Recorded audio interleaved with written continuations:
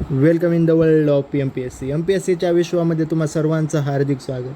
आज कालपासून आपण एक नवीन सिरीज लॉन्च केली आहे, ज्यामध्ये आपण 100 दिवस 100 अर्थशास्त्राचे IMP लेक्चर्स किंवा IMP पॉईंट पाहणार आहोत.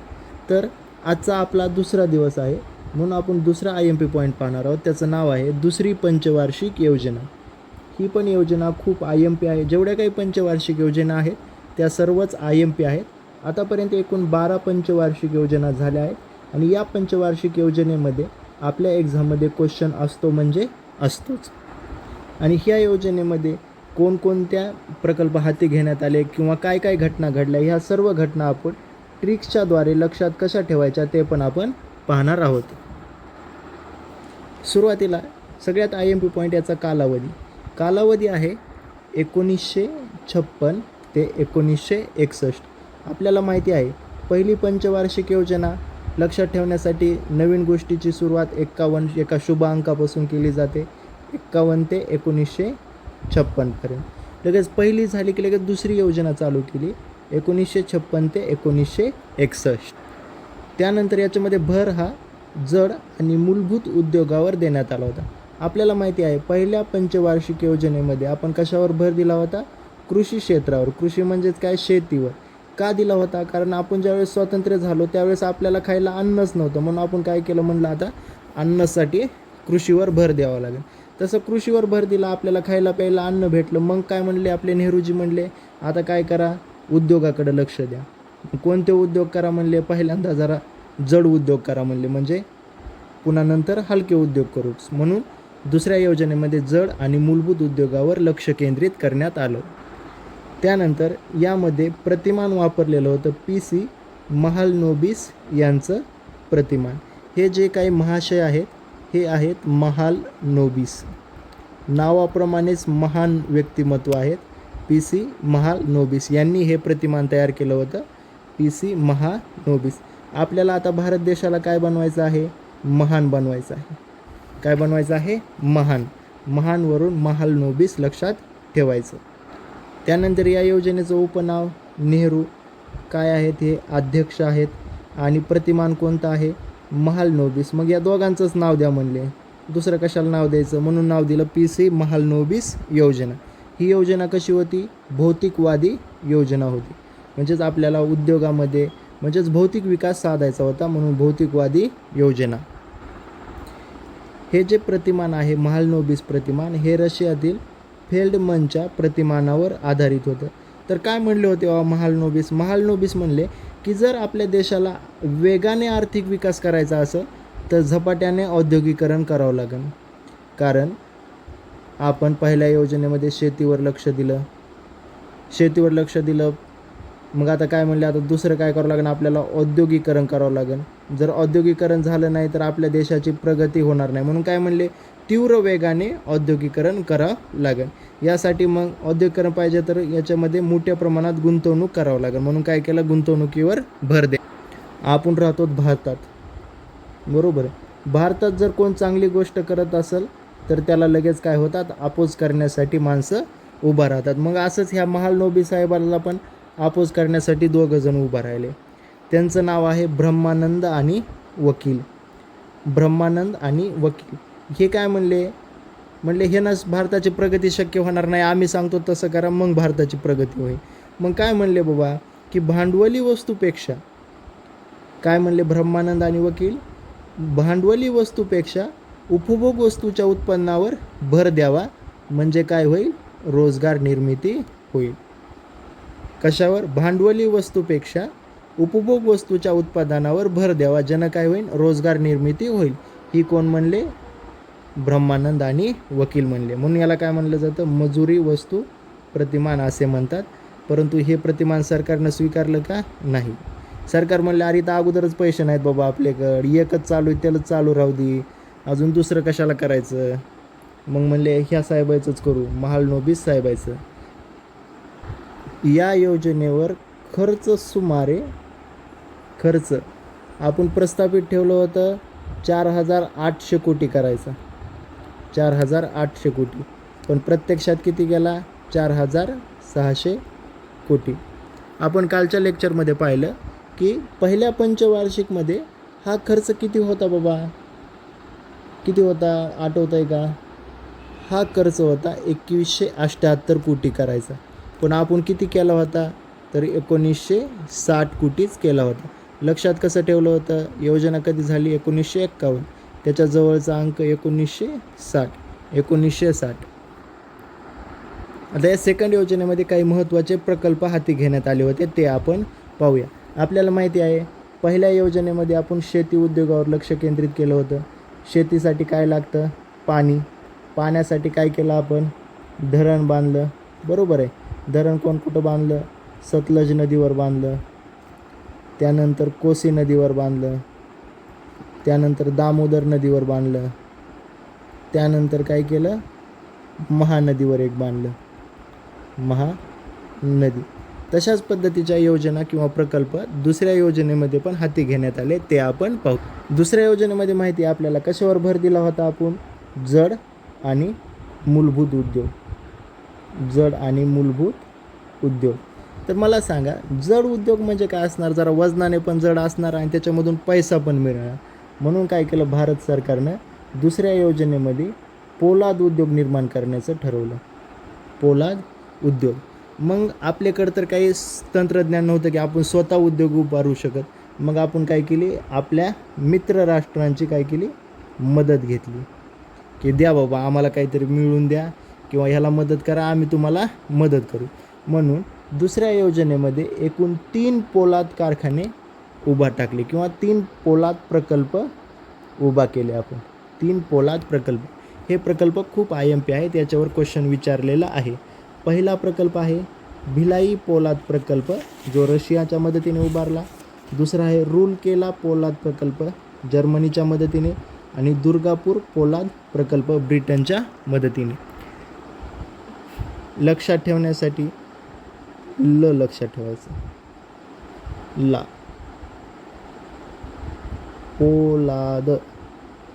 पोलाद ल वरून आपण गावाचं नाव लक्षात ठेवूया. भिलाई, रूरकेला 2. रशिया आपला मित्र आहे, तो काय करतो, आपलं नेहमी भलंच करतो. बरोबर आहे का नाही, भलंच करतो. भलंवरून भिलाई प्रकल्प रशियाच्या मदतीने आपण उभा केला. रूरकेला जर्मनी. आणि दुर्गादेवी कशी आहे, खूप टणक आहे किंवा कडक आहे. मग दुर्गापूरला आपण काय उभारणार, पोलादच उभारणार. दुर्गापूरला काय उभारणार, पोलादच. नावाप्रमाणेच आपण प्रकल्प उभारला, दुर्गापूरला पोलाद प्रकल्प. कोण, ब्रिटन. दुसऱ्या योजनेमध्ये आपण 3 पोलाद प्रकल्प निर्माण केले किंवा उभारले. लक्षात ठेवण्यासाठी पोलादचं ल आणि भिलाई.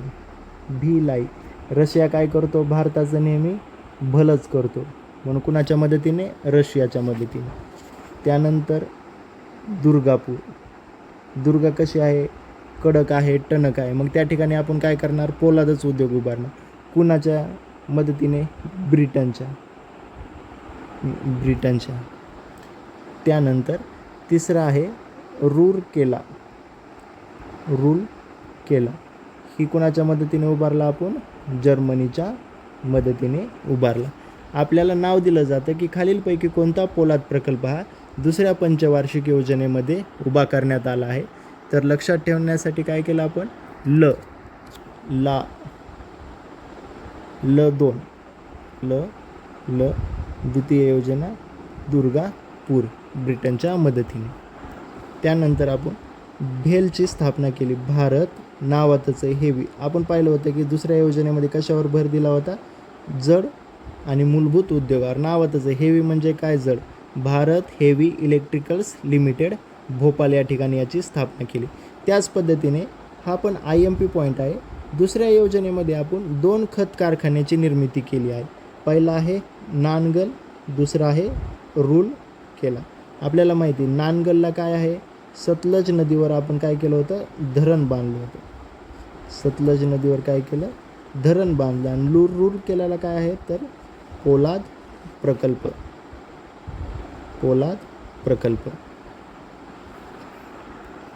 आपल्याला माहिती पहिल्या पंचवार्षिक योजनेमध्ये आपण भारतातला प्रथम खत कारखाना उभा केला होता. प्रथम खत कारखाना कोणत्या ठिकाणी उभा केला होता? तर सिंद्री या ठिकाणी उभा केला होता. कुठे आहे ते? झारखंड.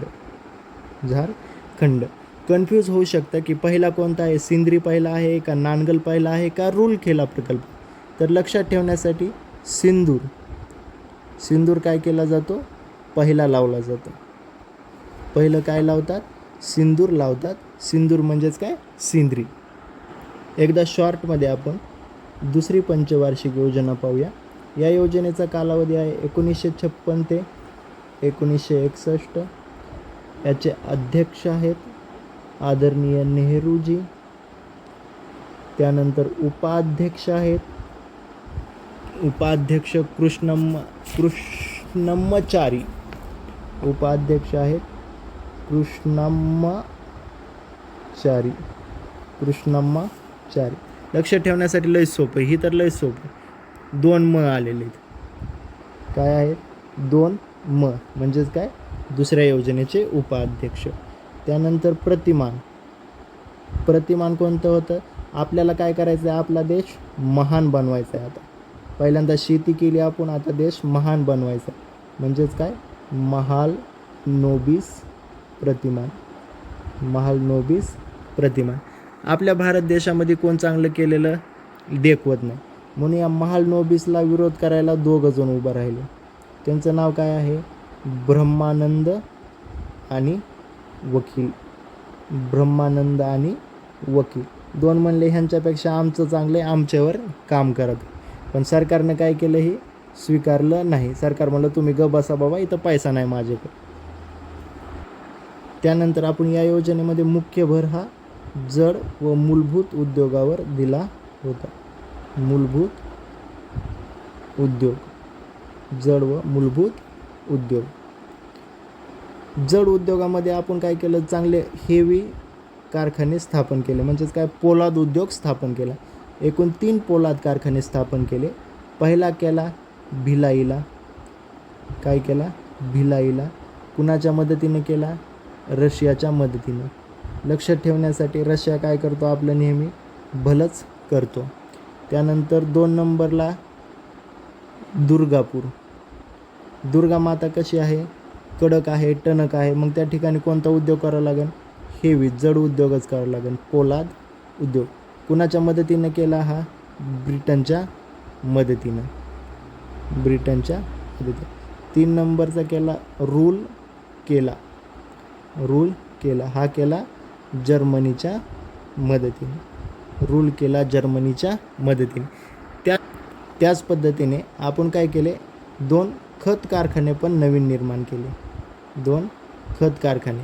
आपल्याला माहिती पहिल्या योजनेमध्ये शेतीसाठी खतांची गरज होती म्हणून आपण खत कारखाना केला. पण काय होईल की एकच खत कारखान्यावर आपलं काही भागानं गेलं. सिंद्रीला केलं, एकावर काही भागानं गेलं म्हणले. मग काय म्हणले? अजून 2 तयार करा. तर कुठं करा म्हणले? की म्हणले जिथं चांगलं पाणी बाबा तिथं एक करा म्हणले. कारखान्याला पाणी लागते. मग म्हणले काय करा? नानगलला करा. नानगल जमीन बी चांगली, मग तिथं शेतकऱ्याला फायदा होईल. लगेच दुसरं म्हणले अजून दुसरीकडे कुठं करा? तर म्हणले रूरकेलाच करा. की म्हणले रूरकेलाच करा म्हणले. एका ठिकाणी पाण्याची सुविधा आहे तर दुसऱ्या ठिकाणी पोलाद आहे म्हणले. दोन्ही बी होतं आहे म्हणले सगळ्याच गोष्टी. मग काय केलं? रूरकेलाला पण काय केलं? खताचा कारखाना निर्माण केला. त्याच पद्धतीने आपण भेलची स्थापना केली. भेल पूर्ण नाव लक्षात ठेवलं की ही लक्षात राहील. भेल भारत हेवी म्हणजे काय? जड उद्योग कोणत्या योजनेमध्ये स्थापन केलेत आपण? 2nd योजना.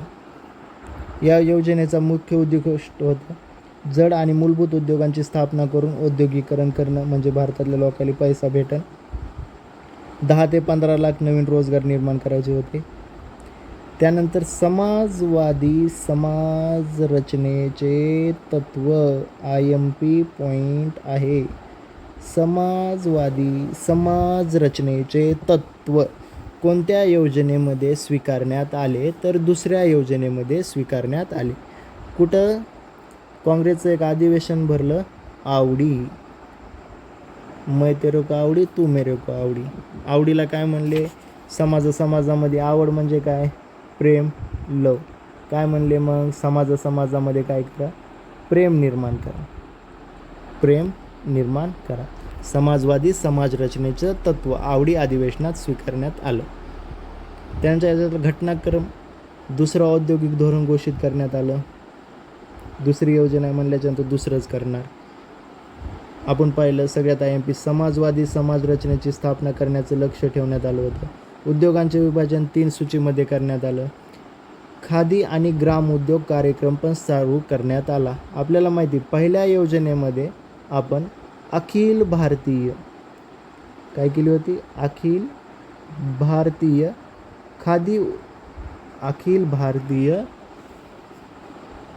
खादी बोर्डची स्थापना केली होती. अखिल भारतीय खादी आणि ग्रामोद्योग बोर्डची. मग पहिल्या योजनेमध्ये भारतीय लेवलला झालं, तर दुसऱ्या योजनेला काय म्हणले की राज्याच्या लेवलला पण करा म्हणले. त्याच्याशिवाय काय आपला विकास होत नाही. म्हणून राज्यस्तरावर सुरुवात कधी करण्यात आली? तर दुसऱ्या योजनेमध्ये करण्यात आली. त्यानंतर सघन कृषी जिल्हा कार्यक्रम हा पण चालू करण्यात आला. याचा उद्देश काय होता? कृषी क्षेत्रामध्ये उत्पादन वाढवणे, आधुनिक कृषी प्रणालीचा स्वीकार करणे.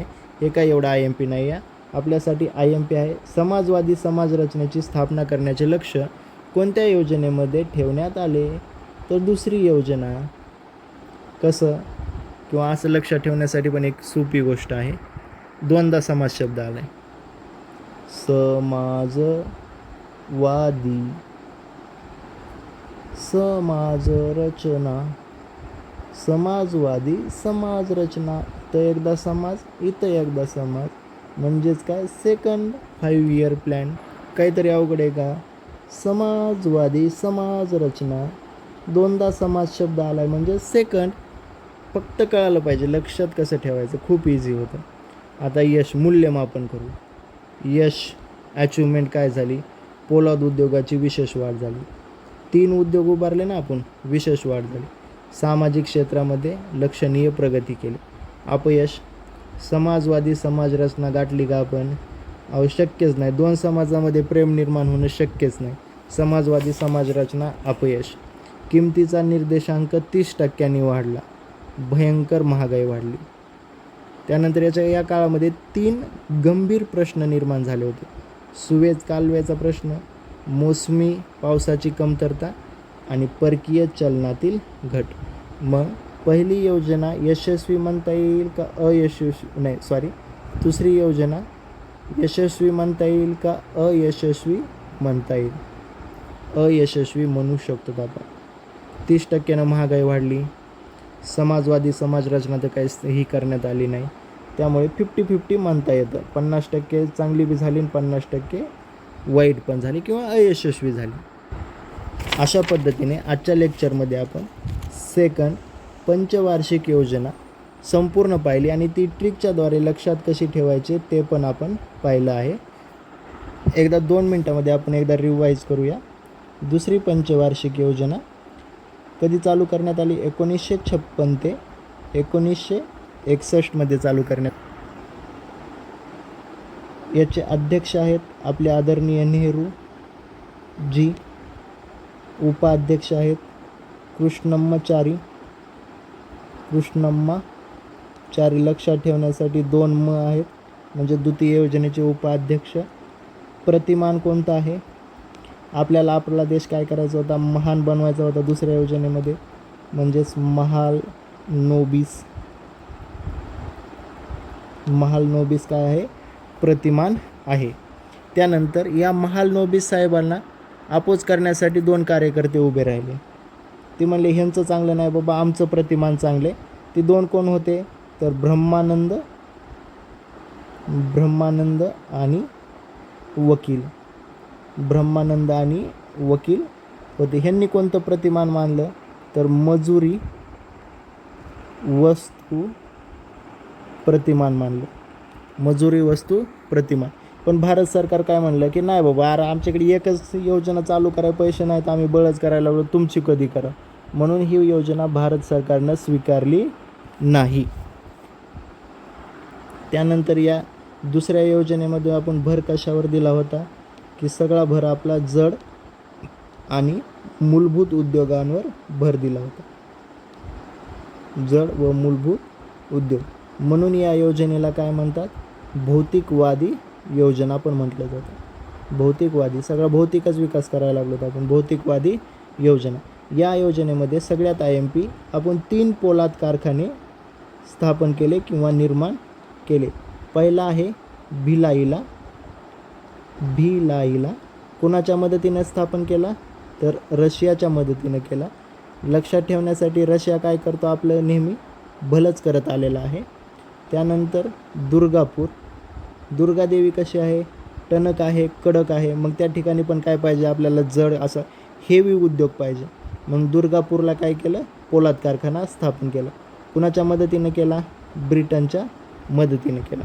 त्यानंतर तिसरा आहे रूरकेला. या ठिकाणी जर्मनीच्या मदतीने आपण काय केला, पोलाद कारखाना स्थापन केला.